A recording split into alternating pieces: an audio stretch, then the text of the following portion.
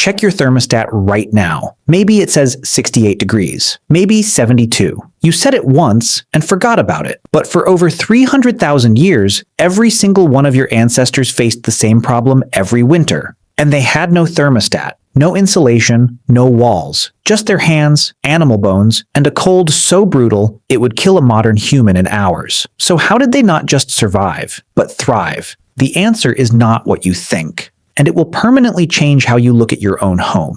Let's start with what the cold actually felt like. We're talking negative 40 degrees Fahrenheit on the Eurasian steppe. Not the cold you feel walking to your car. The kind of cold where exposed skin begins to die within minutes, where breathing hurts, where the wind doesn't just chill you, it hunts you. A modern human dropped into an ice age winter without preparation would likely be dead before sunrise. The popular image is always the same. Shivering cave people hunched around a small fire, barely making it through the night. But archaeology tells a completely different story, a story of engineers. Here is the first thing archaeology got wrong about your ancestors. They mostly didn't live in caves. At Kostroma in Russia, dating back 800,000 years, researchers found circular depressions, up to 8 feet deep, 12 feet across. These weren't natural formations. Tool marks in the soil prove they were deliberately excavated to those exact depths. Why? Because at 6 to 8 feet below the surface, the ground temperature stays 20 to 30 degrees warmer than the air above. Your ancestors didn't fight the cold,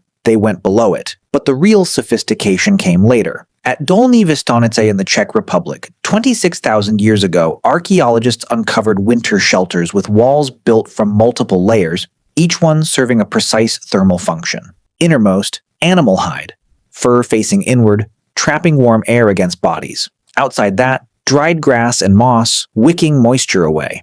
Outermost, woven mats of reed and bark, wind-resistant but breathable enough to let moisture escape before it could freeze and destroy the structure from within. This wasn't primitive guesswork. This was deliberate, layered thermal engineering, the exact same principle behind the insulation in your walls today. Modern construction uses vapor barriers, insulating foam, and weatherproofing. Your Ice Age ancestors used hide, moss, and bark. The materials were different. The physics were identical. Now here's where it gets extraordinary. In Ukraine and Russia, at sites like Mezhirish and Kostenki, researchers discovered something that stopped archaeologists cold the first time they saw it. Houses. Not caves, not windbreaks. Actual engineered buildings, built entirely from the bones of woolly mammoths. Picture this. Mammoth skulls, each weighing over 200 pounds, used as foundation blocks. Curved tusks arranged into dome-shaped frameworks. Hundreds of smaller bones filling the gaps, providing structural support. The whole structure covered in layers of stitched mammoth hide, thick enough to block wind, shaped precisely enough to shed snow. That is not survival instinct, that is architecture. And experimental reconstructions of these houses have confirmed what the archaeology suggested. A properly built mammoth bone house could maintain interior temperatures 40 to 50 degrees warmer than the outside air, using only modest fires. Modern Arctic shelters with industrial insulation and electric heating often perform no better. Let that sink in. Stone Age builders, using only bones, hide, and stone tools, matched the thermal performance of modern Arctic engineering, but none of this worked without fire. And fire wasn't just warmth, it was the entire operating system of Ice Age winter life. The heating systems inside mammoth bone houses were sophisticated by any standard. A central hearth provided primary heat. Smaller secondary hearths were positioned around the perimeter, creating warm zones for specific tasks. Food preparation here, tool making there, infants and elderly nearest to the warmest spots. The layout wasn't random, it was planned. In the treeless steppe, wood was not always available, so your ancestors developed an alternative fuel system. Mammoth dung, dried, and prepared. Bone, processed to maximize burn efficiency. Chemical analysis of hearth residues shows these fuels were deliberately treated, not just thrown on a fire, but engineered for specific heat outputs. They were not burning whatever they could find. They were managing fuel like a resource. And then there was ventilation. This is where modern Arctic engineers are genuinely impressed. Without proper airflow, moisture from breathing and cooking builds up inside any enclosed shelter. In sub-zero temperatures, that moisture freezes. The structure fails from the inside. Archaeological evidence at Kostenki shows carefully designed airflow systems. Small openings near ground level pulled in fresh air. Larger openings near the apex allowed warm, moisture-laden air to escape.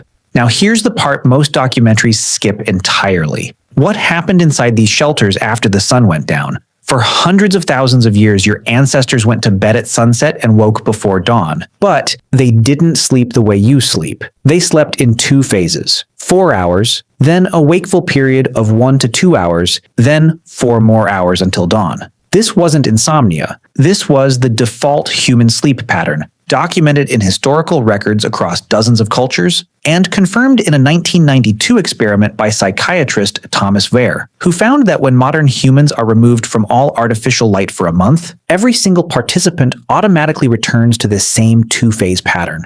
Anthropologist Polly Wiesner spent years studying the Yu-Huanxi Bushmen of the Kalahari, one of the last groups on Earth still living close to the original human pattern.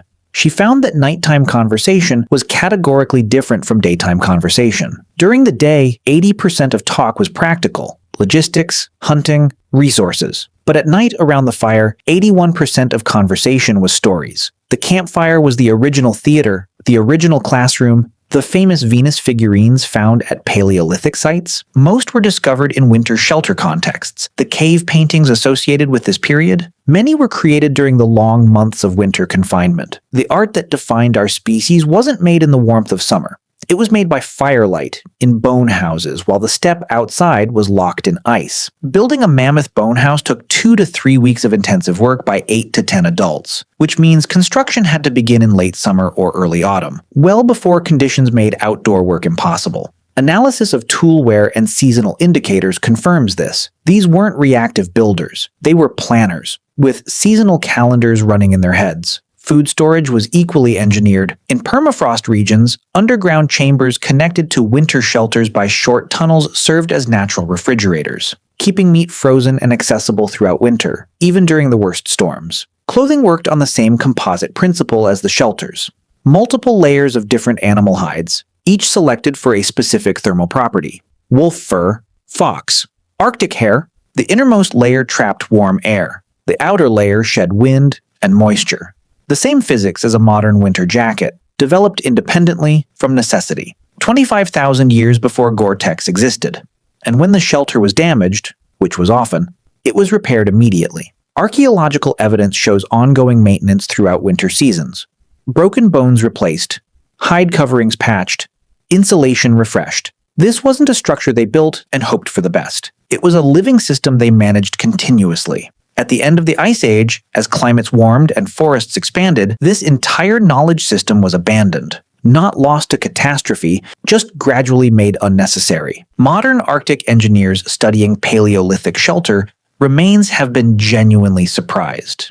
Military Arctic training programs now teach shelter building methods derived from archaeological reconstructions of these 20,000-year-old designs. Disaster relief organizations have adapted these techniques for emergency shelter construction in extreme environments. We lost the knowledge. Then we spent 100 years rediscovering it with modern science, and found out our ancestors had already solved it perfectly, with bones and stone tools. Go back to your thermostat. The number on it represents a temperature your ancestors would have considered miraculous, not because they couldn't achieve warmth. They could, and did, in conditions far more extreme than anything you'll ever face. But because achieving it cost them everything. Every warm night required weeks of preparation, months of planning, continuous physical labor, and an engineering knowledge so precise that a single mistake could mean a family frozen before dawn. The stories you tell your children at night are the direct descendants of the myths told by firelight, in bone houses, on a frozen steppe. You didn't invent warmth, you inherited it from the most ingenious engineers who ever lived, who had nothing but cold, time, and the refusal to die. The next time the cold comes and you reach for that thermostat without thinking, remember what it cost to get there, and understand for the first time how extraordinarily rare it is to be warm.